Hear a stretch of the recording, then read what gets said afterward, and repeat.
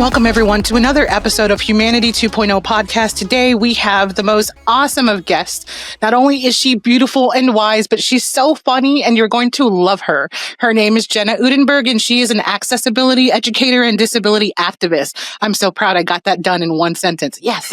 And you help people, you help organizations, you do amazing coaching, and I can't wait to have you share that with all of us. But above all, let's first start with how are you doing today? I'm doing great, Vanessa. I'm excited for our conversation tonight and all the shenanigans we've already had. So it's going to be a great time together. Yes.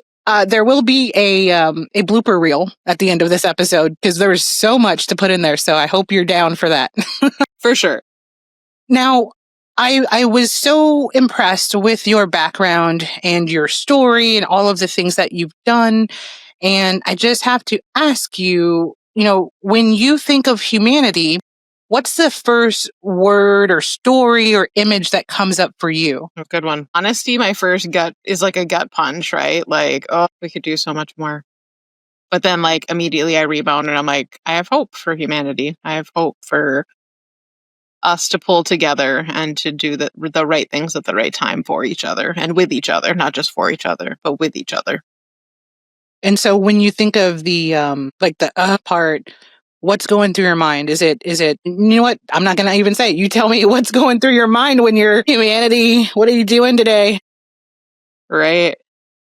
I think there's, like anybody would say in this time of our world existence, just the divisiveness and the assumptions and the biases and the, I know better. But then when we finally sit down and have coffee together, it's like, I really know nothing about you because I haven't lived your life. So then why do we continue to make these assumptions and not correct our biases? And why are we not asking curious questions?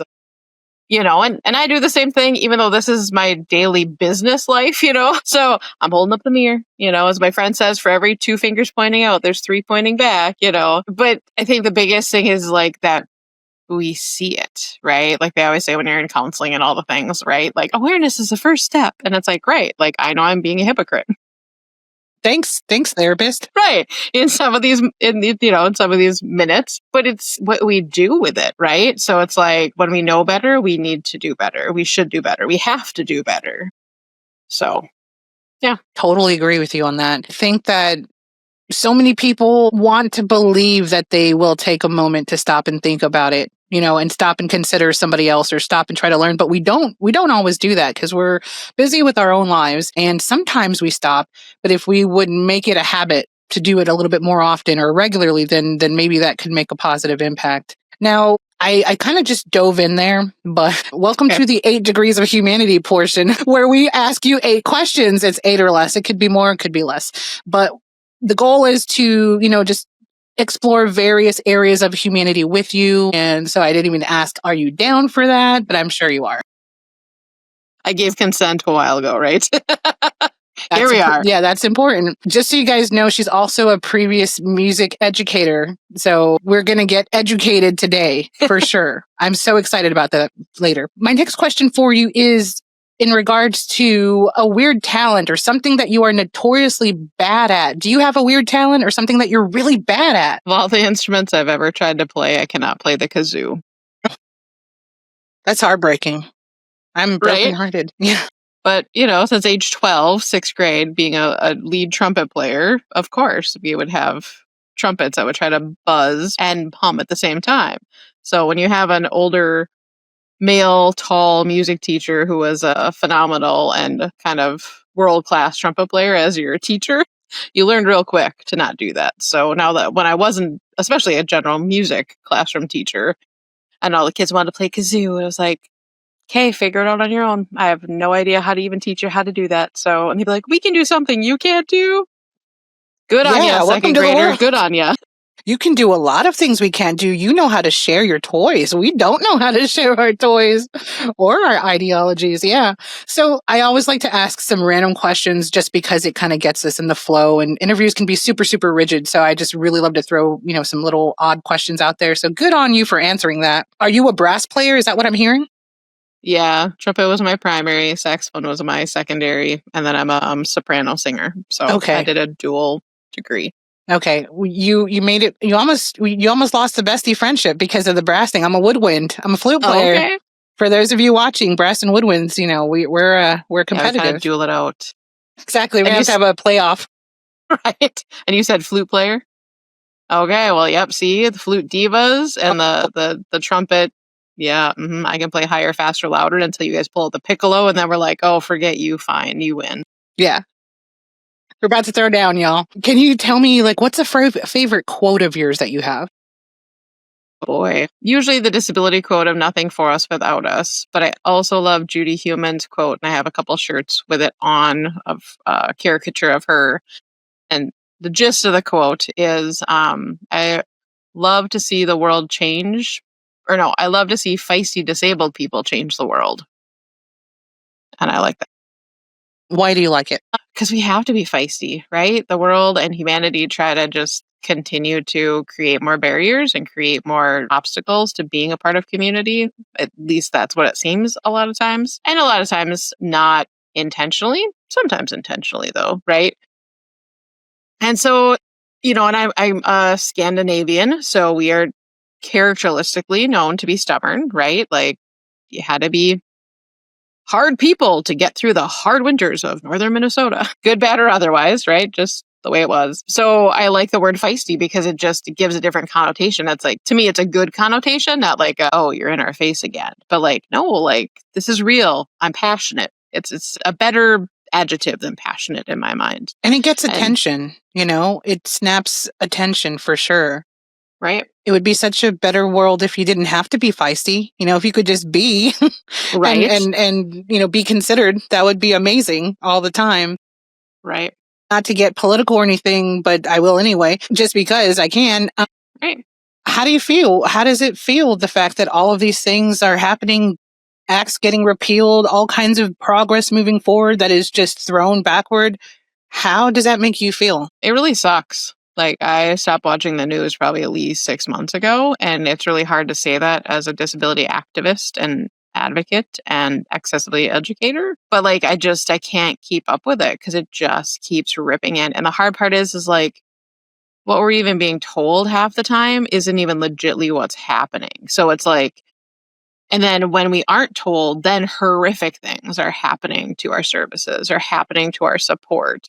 Horrific words, outdated, historically not okay words being used for me and my community is just makes me more than feisty. And I don't want to say those words online. It's like we have regressed so much in the general side of it. But then on another show a few months ago, it was like I was having an out of body experience where like I could hear it was my voice, but I was like, you know what? Fine. Piss us off. See where it gets you in some ways, because it's like every single life in this whole world is impacted by disability, whether we want to admit it or not. When you have 1 in 4 Americans identifying as disabled, and because we know that society has perpetuated that disability is seen as a negative or that disability is a bad word, there are way more people that are disabled in America than those statistics say. And so that is just shocking and heartbreaking. And as somebody who grew up primarily in the non-disabled community and culture, because I grew up in rural Minnesota, I've spent way more time in non-disabled culture than in disability culture, just because of where I live, just because of where I was born and where I was diagnosed. But now that I've embraced this other part of my identity, now that I've become a leader in this space, and a leader not in the sense of the top down kind of leader, but the yes and, right? Like, let's all come together. All of our voices, all of our stories matter. All of them need to be heard and embraced and moved forward and acted upon. It is such a beautiful community and a beautiful culture because it brings together every single culture. Like disability, the minority group of disability is the only culture that anybody can come into at any moment, right? Like every ethnicity, every race, every religion, every whatever label you want to put there is represented in disability culture. Now, other cultures treat their disabled folks in a variety of ways, some better than Americans, some definitely worse than Americans, or somewhere right around the same. So we all experience it. It's just a natural part of our world. So I don't know. Yeah. It's passionate and it's beautiful, and yet it's also just very frustrating. So yes, I get a little feisty like Judy Human. And if listeners don't know who Judy Human is, look her up. Why is it that the community is far more accepting of everyone that comes into it right away? I guess I'd answer that in two different ways. By all means. Some of us come into this community kicking and screaming, and some of us come into this community like, I found my people. And so, because I was disabled at such a young age, that yes, part of my disability journey, there was kicking and screaming, there was the why me, there was the pity, there was the grief cycle, right? Like everybody goes through that at some level. But I always say that I'm super thankful and blessed that I became disabled at a young age. Because yes, I have memories of what it was like to walk until age 7. I have memories of what it was like to play in the grass, to build snow forts, to do cartwheels in swimming pools, and like all the weird random things that non-disabled people just take for granted or are like, oh, here, I'm not going to do a cartwheel at 45 years old. And then on the other side of it, like my disability mentor and my true best friend, sorry, but Heartbreaking. one of my originals, she also likened it to a lot of camp. And so she was a disability camp kid. That was where she'd spend her summers. I didn't have that experience, unfortunately. But then she became a camp director and an adaptive camp director and all the things. It's like, yeah, when you have that approach, like, all right, everybody's got to get sustenance somehow. Some of us eat, some of us get tube feeding, some of us, whatever, right? We all have to use the restroom. That looks like a whole host of different things, but we're all human. Stuff has to go in, stuff has to come out. What does it matter? Right? Like, just like camp, like, oh, you have a need? Awesome. I also have a need. So let me help you with yours. And then can you help me with mine? Sweet. Let's do that. Let's be good humanity. Let's be good humans. It's exactly what we need in the world. Help me and I'll help you. Like, that's so simple. Goodness. Right. When you mentioned being an activist, I'm like, you're an activator. You're an organizer, but you activate things in people. Like, I can tell you activate things in people and you make them think, people that are not in the community, but then people in the community, I feel like maybe you probably inspire them and you make them think, yeah, that's, I'm not trying not to curse.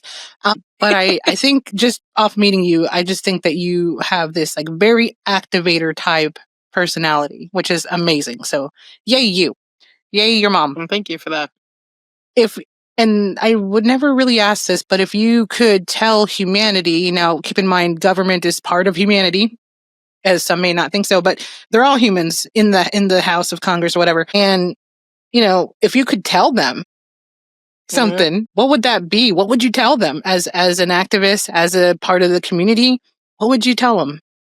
Ooh, spicy and feisty. I like it. I would tell them to stop doing things to us and stop doing things for us, but start doing things with us. And don't just listen to those of us that have a loud mouth like mine, but truly get to know your constituents that communicate in a whole host of different ways, whether that's through ASL, whether it's through sensory boards, whether it's through iPads, whether, like however they communicate, like slow down and come and sit and be quiet and find the amazingness that lives, even if the body looks different than yours, functions different than yours.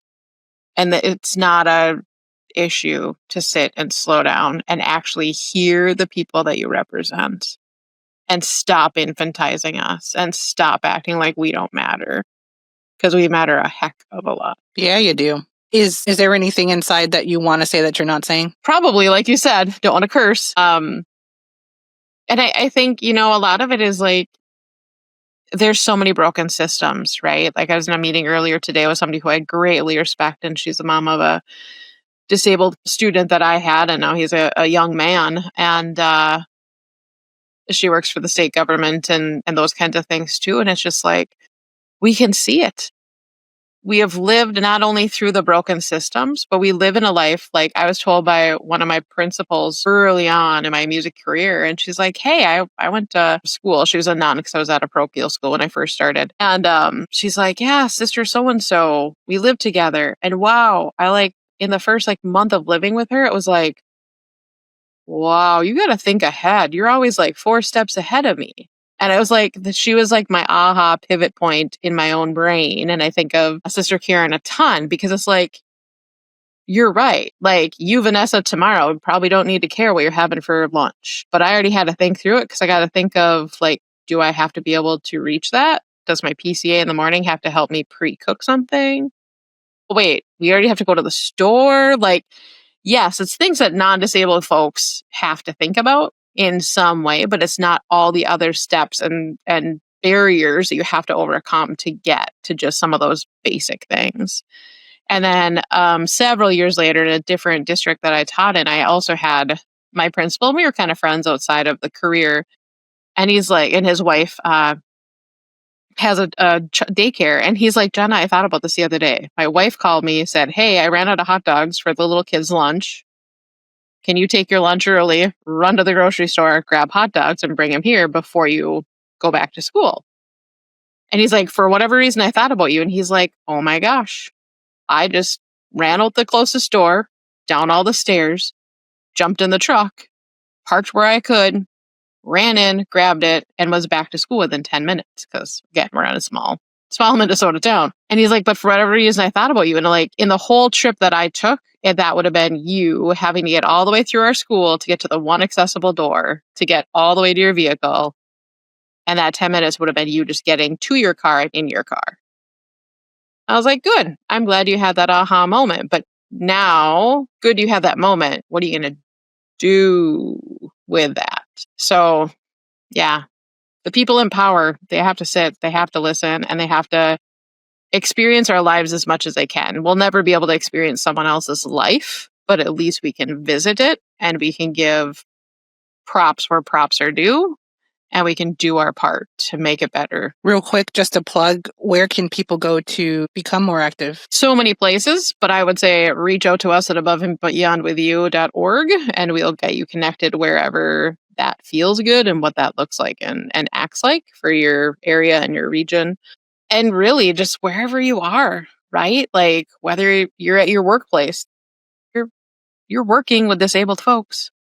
Do they feel safe where they can share their access needs? You're going to the grocery store.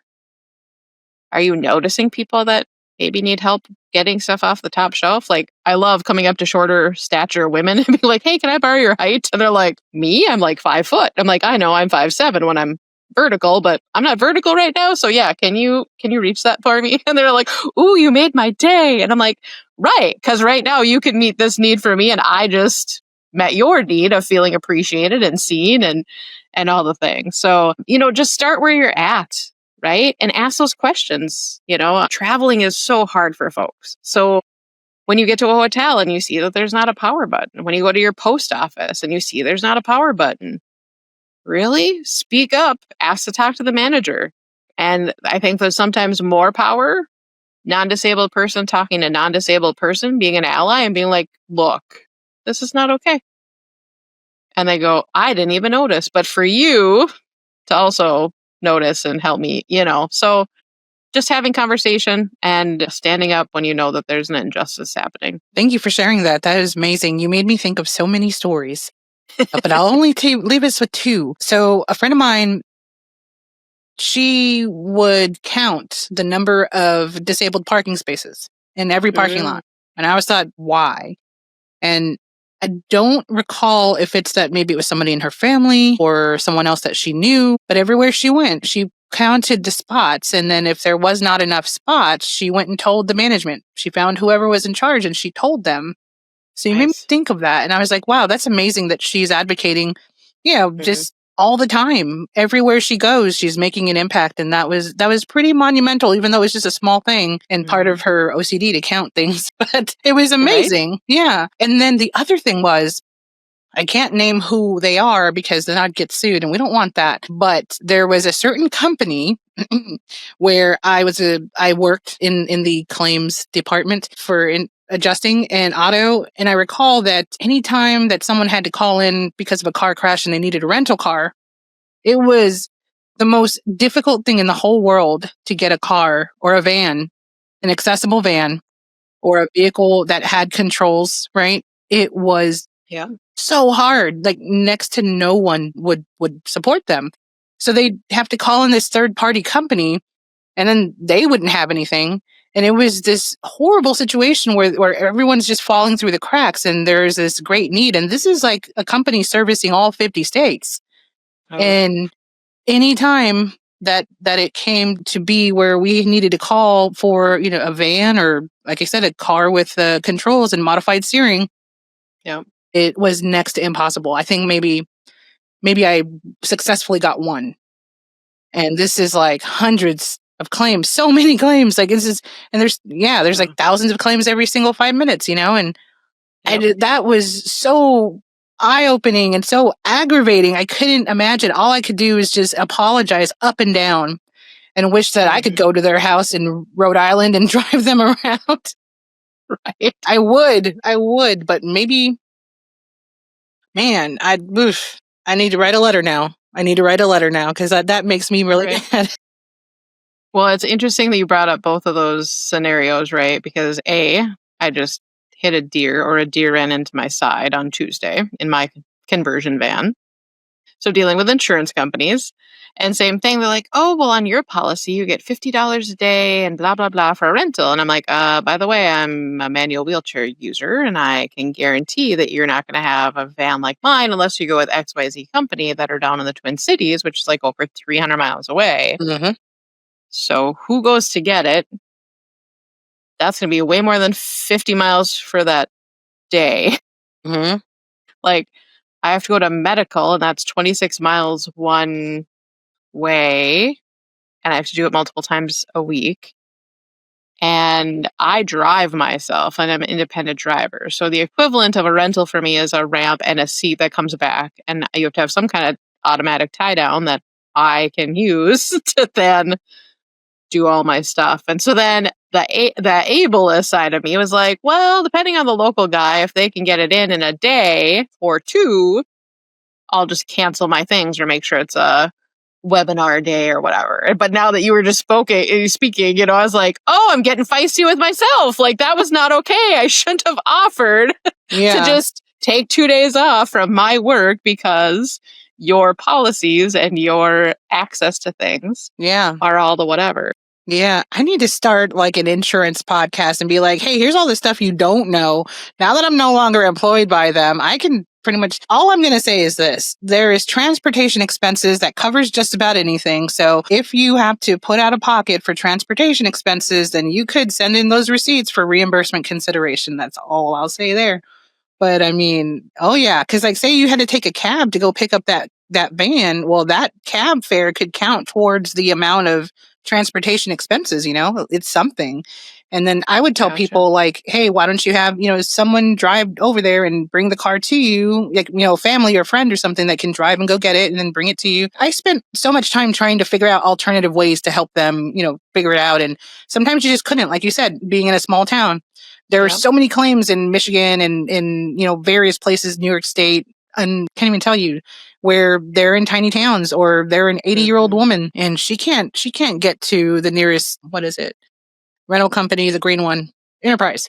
Because it's Enterprise and Hertz, right? Those are the ones that they use. And so she couldn't get there. And there were so many instances of people just suffering or being just like deadlocked in their personal situation that they could not do what was being asked of them. And that just made me so mad that I had to leave. Because I was like, no, you're not helping anybody.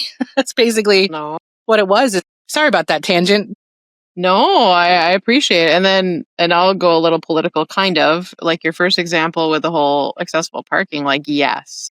And now that I am a van driver and I was a car driver before and I've used the van accessible ones because some of them are like got the little sign underneath, seeing it less and less now. But I apologize to all those van users that I took up their spot because I thought I was more important than someone else. And it's like, yeah, no. And then people parking in the access aisles, like, you just block me either in my van, which is better to be blocked in because at least I can drive out somehow.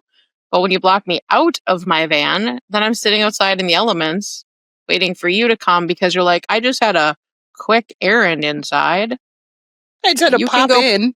Right. Like, you can go park somewhere else. But otherwise, it's like my own kind that truly are disabled and truly do deserve to be in that spot next to me, but not in the access aisle. It's like, PSA for you. Don't be a jerk. stay in your own parking spot. And if you have to back out to come back in to like realign yourself, don't block your brother, sister from getting into their vehicle.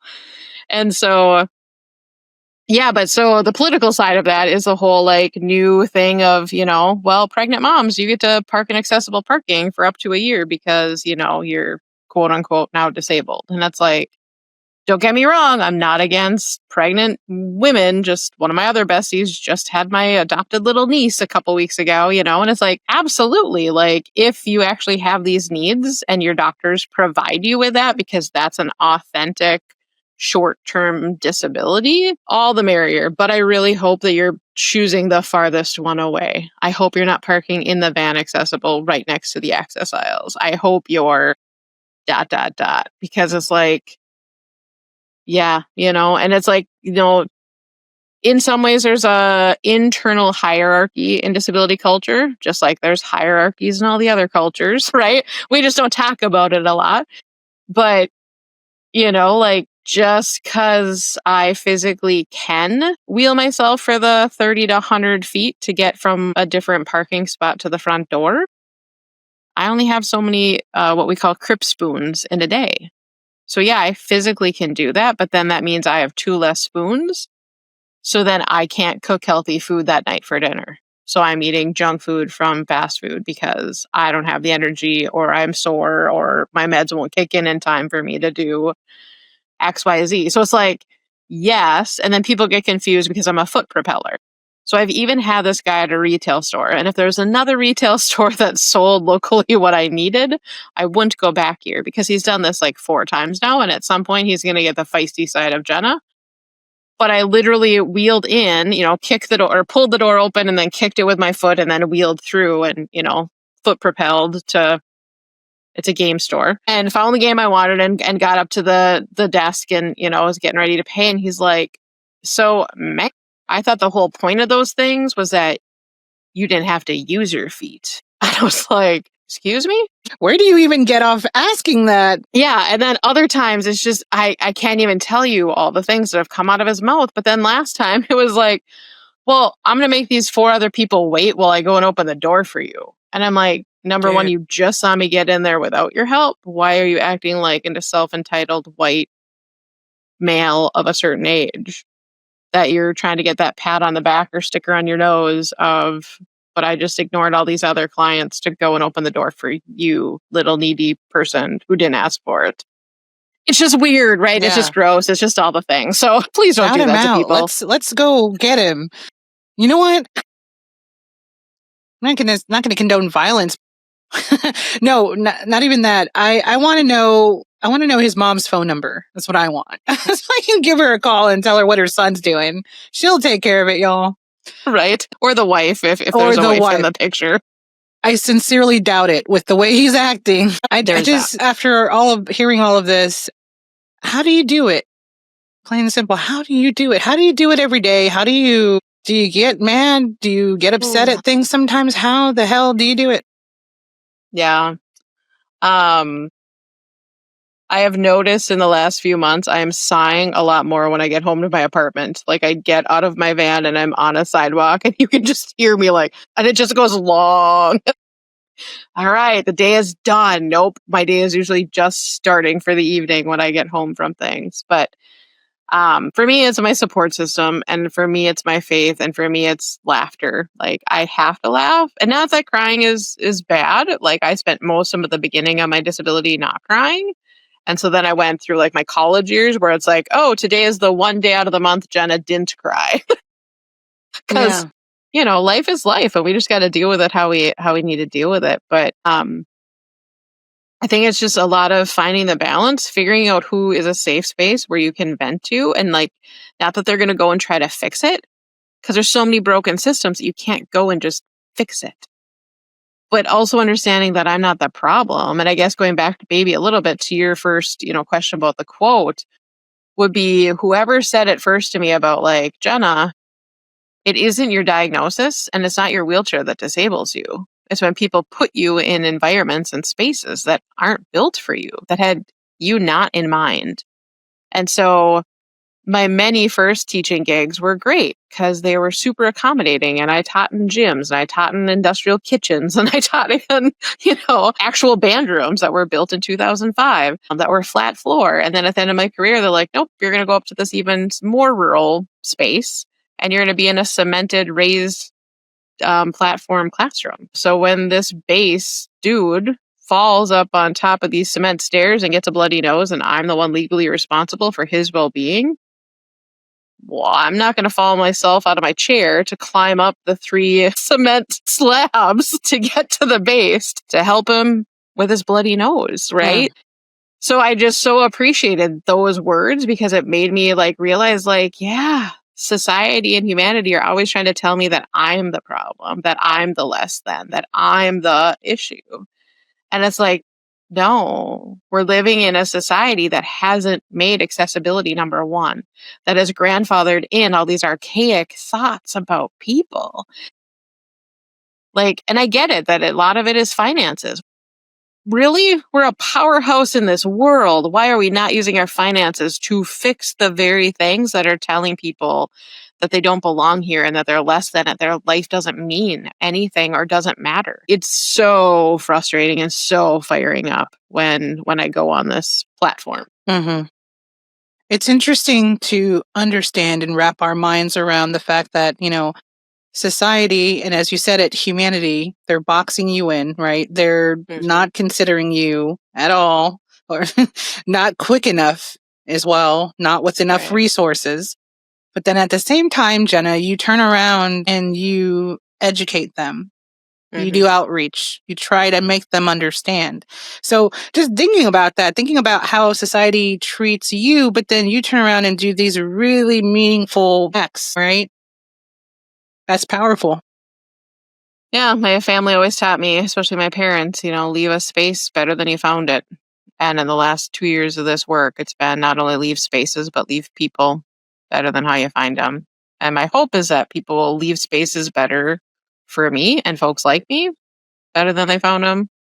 And they will also leave me in a condition better than they found me. So it's that, symbiotic, let's do the right thing together for each other, with each other. Let's not just keep our blinders on and living in our silos, because look where it gets us. And if they do, Jenna's going to get feisty.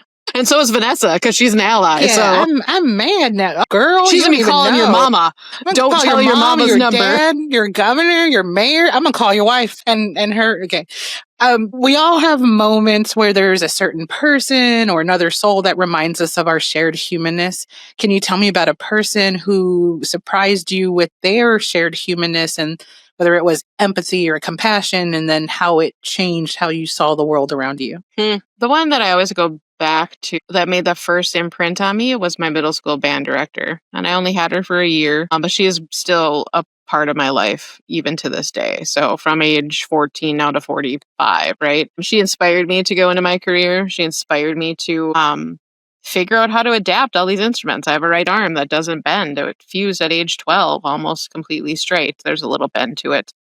So I had to learn how to be a left-handed trumpet player. So when she met me, I was already playing left-handed, even though the previous teacher was like, there's no left-hand trumpet players. You must learn how to play right. Like, it's way over here. You blow, I'll play. How's that work for you? But I think she wasn't the only one, right? But she was the first person to me that was consistent and sustainable in my life for so many years in my education, that saw me for me. And that was like, all right, so we're going to move high school band to the middle school thing. And I'll give up this hour so the high school band can be there, because it's important that Jenna, the lead trumpet of our high school band and the lead trumpet of our high school jazz band, and the one that wants to become a band director, that she's a part of this program. She is one of my kids. So I'm going to fight for what's right for these kids. And I only had her for a year, but I'm going to teach all these other high school directors that come and are her teachers to no, this is what we have to do. This is what's right. And so it's interesting that when I came back here to my hometown where I graduated from and started teaching with people that were my teachers, it was eye-opening, because then they would be like, all right, Jenna, you're far enough into this world of an education career Do you want to hear stories of what happened behind the scenes that maybe you or your parents never knew about? And it was hard to be like, yeah, but maybe not, because I might like not have good juju for some of those folks that I was okay with or thought the world of, right? And there were some that I was like, wow, that teacher said, what about me? Wow. They said, what about like, we're going to spend all this money for one kid? Yeah, you are. That's the law. And not only is it the law, it's just what's right. Right? Like I had a speaking engagement last month, and again, out of body experience, I could hear my voice and went, whoa. And what I said was, in all the chaos that we find ourselves in, do we honestly need federal mandates to tell us to do what's right? Do we seriously? So even if all these mandates and all these acts go away, do we seriously, as a people, as a humanity, need these mandates and laws to tell us to do what is right? Yeah. Kind of makes you a little bit scared to think of, what would happen if there were no more rules, right? Well, kind of getting there, but yeah, and it's a great hope and prayer that humanity, that 2.0 humanity that I'm trying to raise from a pup, will stand up and say something. What is her name? Say her name. I have to know her name. Your Whose name? director, your person. My middle school band director, my good friend, Fitzsimmons. That's amazing. Man, musicians and directors are the best. I had a middle school one too that was like that. Two of them, I guess they were together. One of them was the head who taught my sister and my brother. And then the next one, I think he taught one of them and then myself. And initially when I started to play the flute, I wanted to be better than my sister. Sibling rivalry, right? That's healthy. And so I practiced 4 hours plus a day, every day. Play for 2 hours, and then I'd stick my hands in the freezer, and I'd go play some more. That's me in a nutshell. You are competitive. I wanted to be better than her, and then when I was like, I want to be even better than that. I wanted to be pro. I wanted to go pro, right? And so I practiced so hard that I ended up hurting my hands, but that's a whole other story. I didn't get to go pro, obviously. I wanted to go play with like the Air Force, right? And travel the world and stuff. And I thought that would have been amazing. But then, I practiced too hard. But in the middle school era, reeling it back, the second director, he would give me extra books of music. And I'd devour those things like Cheez-Its, right? It's a great image. Just don't play your flute after or during playing Cheez-Its. I can't promise you that. I'm a rebel. I will play with lipstick on. Just saying. The other flute players look at me like, what are you doing? I'm like, dude, it's $100 flute. Don't worry about it. Everyone with their $1,000 Miyazaki, whatever. So anyway, they gave me extra books. Never had a private teacher. I self-taught, in addition to whatever they taught me, but I was all the head of the game because they gave me extra books, and I really appreciated that support, right? When nothing else in my world at that time was any kind of support.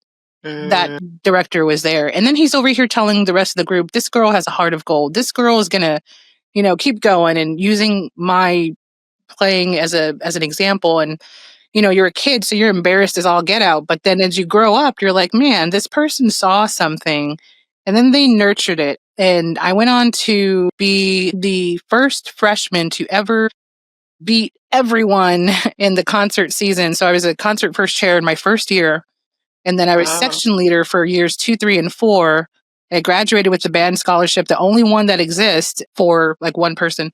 And that was the last year of it because the person that the scholarship was for, he died like that year in a plane crash. And so it was just so important to me to win that award. And I got it. And it was one of those out of body things where you're sitting in the concert seating and then they call your name and you're like, what? Me? Oh, okay. And so when I went to college, I tried to play a little bit, and I couldn't keep up. My hands, it just feels kind of like your brain knows what you need to do, your mouth knows what you need to do, but your fingers just are not keeping up, So then I had to pivot into video and film, which is just as good, but just a little bit different.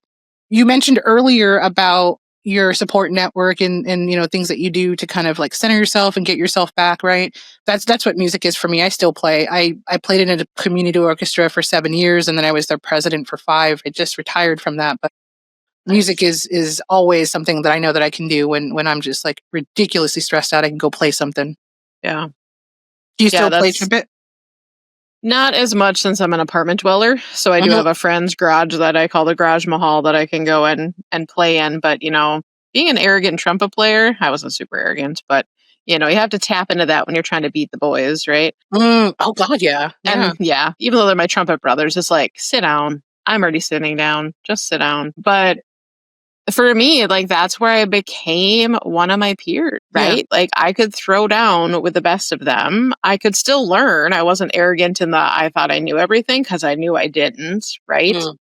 Geneva also figured out that I didn't know rhythms for crap kind of thing. And she's like, how are you the lead trumpet player? But yet, I'm like, I don't know. I'm just here, right? But I would say, like, between her and the two high school male band directors that I had throughout my high school career, they, like you said earlier, they really became like my music parents because, they'd use their personal vehicles to transport me because the school district at that time didn't have an accessible bus. So it was like local transit that got folks to and from school. And when the school finally got an accessible bus, it was like, oh, but you can't go to honor band. You can't go to state contest because we have to have the bus here in case there's an emergency for all the other wheelchair using disabled students. So then, now in 2025, right, that sounds like horrific and never would happen for liability, but that was how it happened. And then later on in my high school career, the high school band director would drive my parents' vehicle. Well, you definitely know that would not happen with a liability insurance currently, but it's like when you spend all of that time together and they learn how to keep you safe and all the things, like, yeah, that's just how life was. And so, you build those relationships. And I would say, I think that is why I have the ability to make connections that I have today because I was surrounded so many hours of the day with adults, whether it was physical therapists or occupational therapists or the band directors or the bus drivers or the, people with sharp objects, those lovely phlebotomists, those x-ray techs that love to put you in positions that this body was not designed to go into nor hold it. But yeah, how we treat people and how we make them feel about themselves and or the relationships that we have with them is so paramount. And I don't think we realize that enough. I would say in 2025, we're getting to chip away at that iceberg to understand that. But previous versions of Jenna had no understanding of that. That makes me so happy that you have so much support. Thank God for supportive people. I mean, we all act as support for someone or a group of people. I'm just going to shout them out just because I love them. I have a group of podcast people. I'm not sure if I posted it in the community on Podmatch. I posted in the community about these interesting podcasters who I was lucky to meet through Pete versus Anxiety, who's master networker guy. You probably know him. Maybe not. Do you know him? Not by name at this moment. Yes. So yes, I'm excited. Teach me more. He's like, I know everyone. I'm like, okay, let's see. So yeah, Pete versus Anxiety. He has the Pete versus Anxiety mental health podcast, and then there's Jasmine Bodel who has Everyone is Addicted, I believe it is, and then Jay Bush who has Rock and Recovery, and then a gentleman named Mr. Whiskey who has a couple Nukes podcast. So all of these very interesting souls that I would have never met otherwise. That I met through Pete, through Podmatch, which is the community for podcasters. And for those of you watching, there is a link in the description. If you're a podcaster or you're thinking about becoming one, it's the best way to get in there. But that being said, they are just so supportive in off the microphone, not just about podcast stuff, but about life stuff. And they listen. And I've never had that, like ever. So it's a big deal this year. Christmas came early. I've never had that. I've never had support like that. So it's amazing. And I'm now beginning to understand what support actually looks like. I've been it for everyone else my entire life. So it's beyond me to actually have someone else say, let me listen to you. And it's like, what? Okay. Isn't it interesting when you've always been the giver to then have to learn how to receive? Yes. And ask for help. I'm notoriously bad at asking for help. Because like I said, did it all myself and I had to, right? So that, and then, there was something else. Let me see what it was. So asking for help, bad at that. Yeah. No, it's gone. That's okay. It's fine. It'll be edited out. But yeah, I'm just really bad at that. And when I was younger, I used to listen to people and I would say, if the listener listens, then who listens to the listener? That's a question I had for years. Nobody. You talk to yourself is what I found out for many years. But then now it's really cool to actually have someone else listen to me go crazy. So I'm glad for you that you have those people. Absolutely. I want to ask this question. It's super important. Normally it's okay for other guests, but for you, I thought of it specifically. Today's society often judges what we don't understand. I found some questions when I was reading about you, specifically mentioning that why going above and beyond the ADA code matters. And then also disability not being a bad word and why that is. And I really wanted to ask that question because we don't understand. A lot of us don't understand about the ADA community or why the code should be changed and updated. Can you, in a way, through that terribly complicated question, can you make some sense of it for us and just help society understand, help humanity understand what we can at this moment about the community and yourself? Yeah, for sure. Great questions. So starting with the first one, it's important to go above and beyond the ADA code because so often I have experienced that I get treated like a checklist, right? It's not Jenna, check. Udenberg, check. Music degrees, check, right? So often folks feel or have been taught or have been misinformed that the ADA is the end all be all. That's the most you can do. This is what is expected, so therefore this is what I can only do.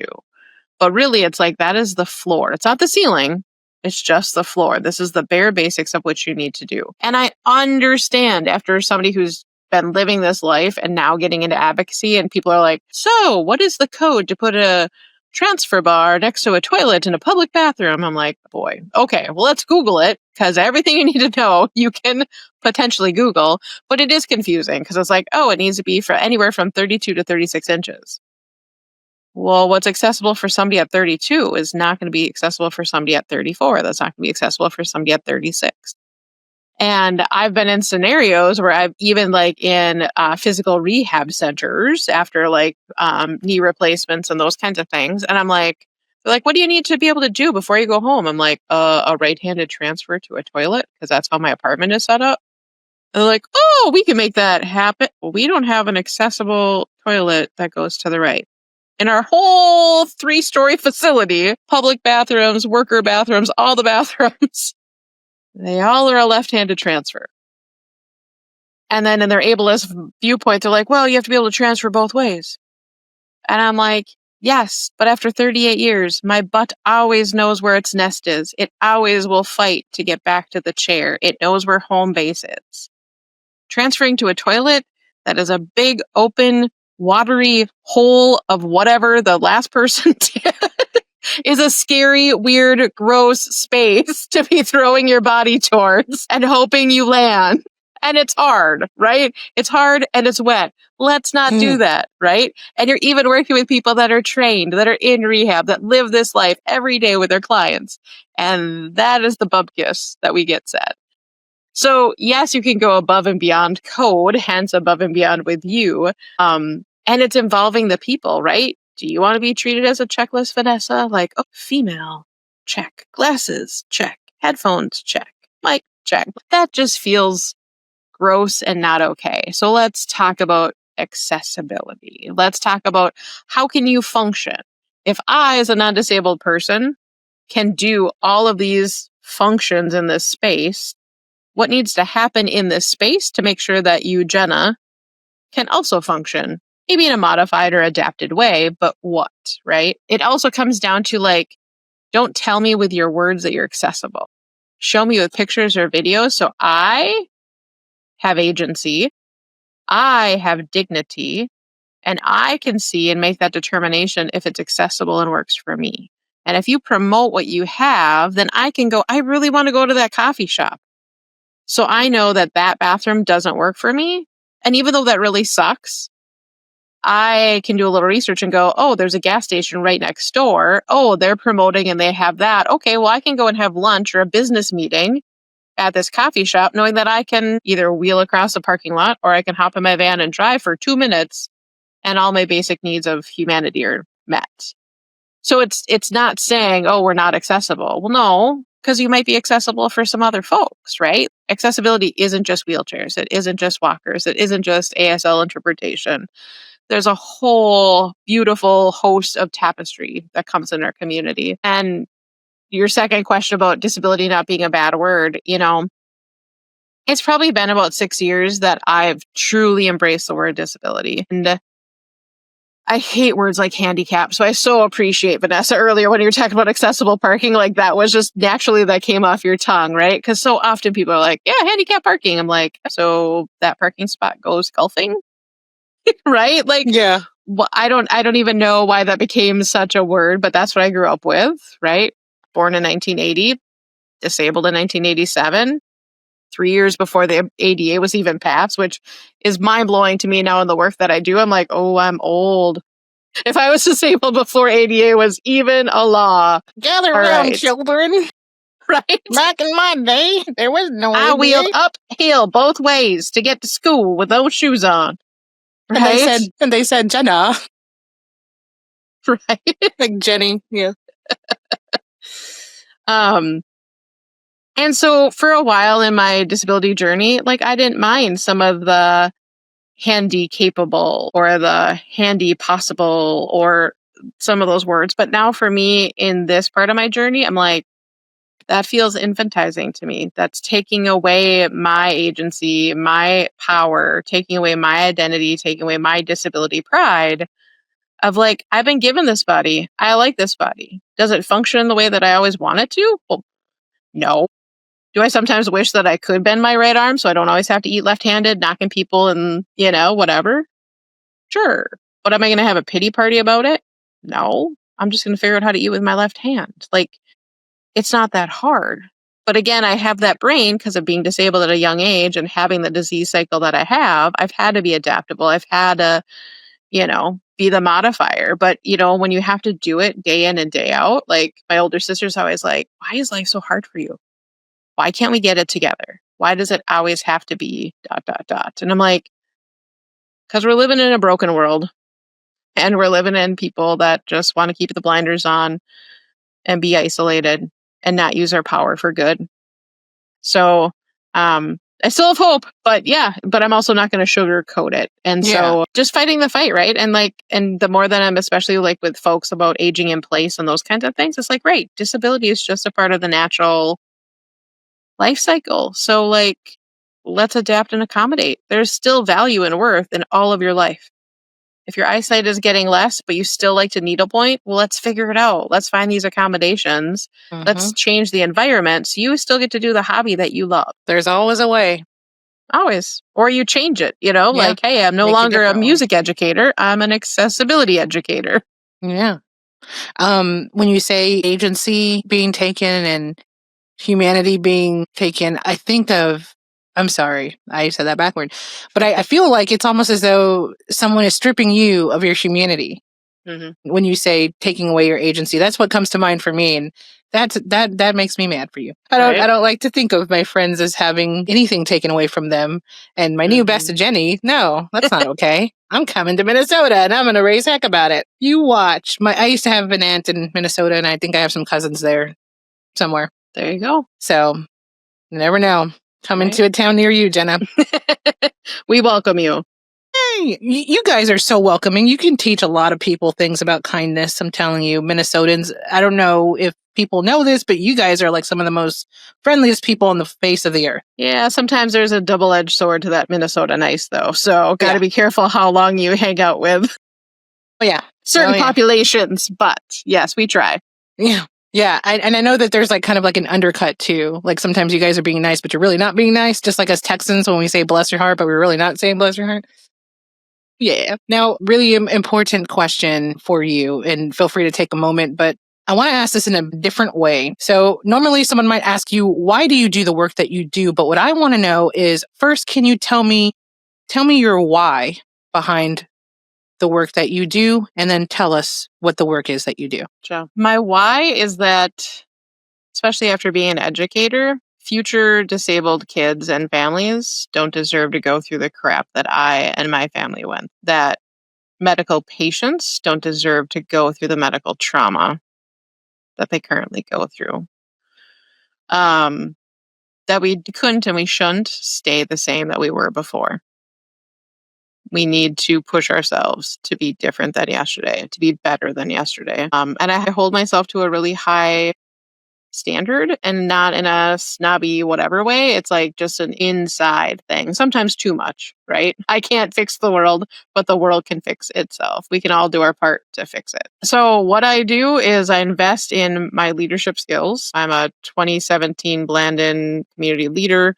I'm a 2020 Bush fellow. I'm a 2025 Shannon Leadership Institute fellow. I want to do better, but I know that I don't always have the skills, or I have the skills, but I don't have those safe spaces to work out those skills.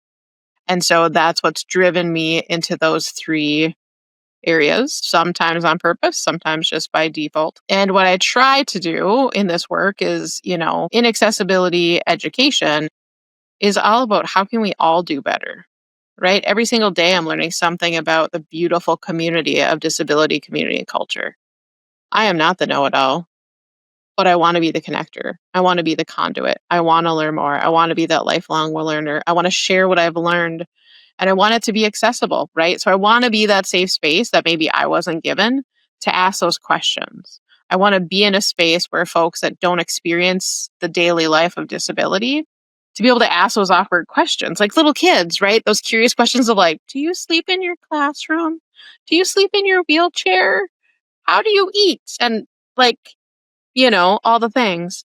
And so I want to encourage other disabled folks and even the other non-disabled folks, like find your voice, find who you are, and then be it, and be it proudly, not in an arrogant way, not in a gross version of that word pride, but that pride of like, I am who I am and I'm good with who I am. I know that I fall short here. I know that I don't deserve XYZ potentially, but I am good of what I need to be doing. And so now I'm on this journey, and I'm going to have grace for myself and I'm going to have grace for others. But we're going to keep working together, being that iron that sharpens iron, to get to that next spot, to that next learning opportunity, that next learning lesson. And we just keep progressing. And even if we fall back, even if people want to knock us down, we can still get to those next spaces that we're meant to get to together. And we need to be together, hence the whole with you of my nonprofit. So I founded Above and Beyond with You, a nonprofit in northern Minnesota. Our goal is to make accessible spaces and places to break down not only physical barriers, but attitudinal barriers through consulting and training and coming alongside entities and individuals and state governments and agencies and just the whole gamut to be like, let's have these conversations. Let's create safe spaces. And brave spaces. I like that terminology better now than necessarily safe. And let's all come together because we all experience disability. So therefore, let's all do this thing called life together. And can you tell everyone where to find information, websites, social handles, all that good stuff? Yeah, so it's Above and Beyond with You, capital U, a nod to my music career, last name Udenberg. Little kindergartners could not say Miss Udenberg, but they could say Miss U before I was halfway down the hallway. So aboveandbeyondwithyou.org.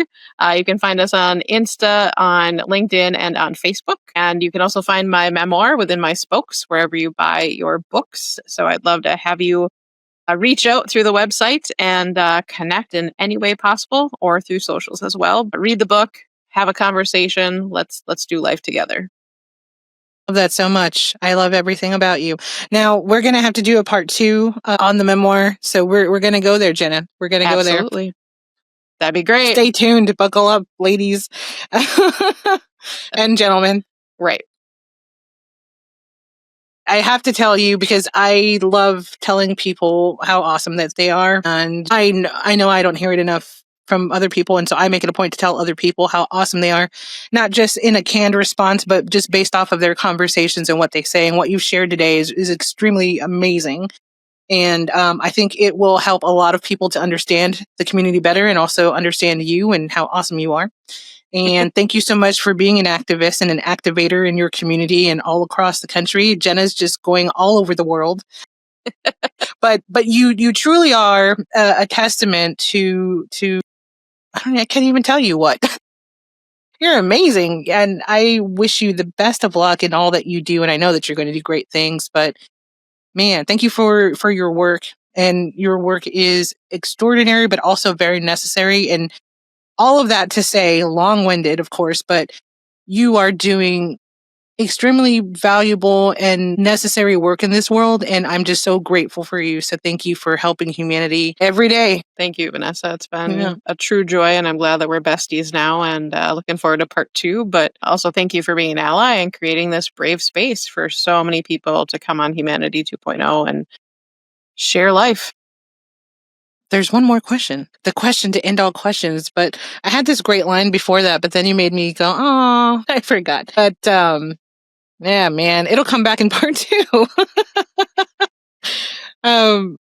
Okay, so my question to you is, if you could share a message with humanity, any message at all, feel free to take a moment to think about it. But if you could share a message with humanity, what would you tell them? We all do better when we all do better. So let's break down our walls. Let's be vulnerable. Let's ask curious questions. And let's respect the fact that every life is important. And we all have a lot more in common than we have that tears us apart. That's humanity calling. When you say, oh, Jeannie, do I need to wait? It's my nurse for my shot, so let me just let her in for a second. Sorry, somebody must have let her in, but I do have a sign on my door of "Do not disturb." I'm in a call, so we'll see if she knocks or not. Amazon has these cool signs that say "on air," and then magically your family goes away. It's been working so far, but my dogs not so much. They can't read. It's okay. We forgive them. Okay, can you repeat your message one more time for me? Oh boy. The last part that you mentioned about humans. I wish I had instant replay. Right? You mentioned doing better and being better. When we all know better, we all need to do better, and we need to do it together, not in isolation and not with walls up, but through vulnerability. Yeah, so when we all know better and need to do better, why does that stand out? Because we can have a lot of heart feelings and we can have a lot of head knowledge, but until those two things come together to create our actions, we're not making an impact, or we're doing an impact in a negative way by not doing something. So either way, we're making an impact, but do you want to be making a positive one or a negative one? And sometimes positive is through action. Sometimes positive is through not action. So, right? It's that dance. It's having those curious questions, those curious conversations, and figuring out what is the best next thing. It has been the best evening. I'm so excited that we got to do this finally after so much rescheduling. Absolutely. All on my fault, people. All on me. Be sure to follow Jenna on her journey, on her life journey, on her professional journey, but follow her socials and go visit the website. Reach out to her if you want to learn more. Reach out to the website. Sorry, not to Jenna. Reach out to the website. And her folks can help you to learn more about what you can do in your community. It's so important to be active and get out there. Let's not watch season 6 of Stranger Things. Let's go outside and do stuff and help people. So help people. Be sure to subscribe to this show and also to follow all of the wonderful links in the description, etc., etc. And don't forget to be kind to other humans. Jenna Udenberg, it's been the best night with you. Thank you so very much for being here. Thank you, Vanessa. It's been awesome. See you guys next time for another episode of Humanity 2.0.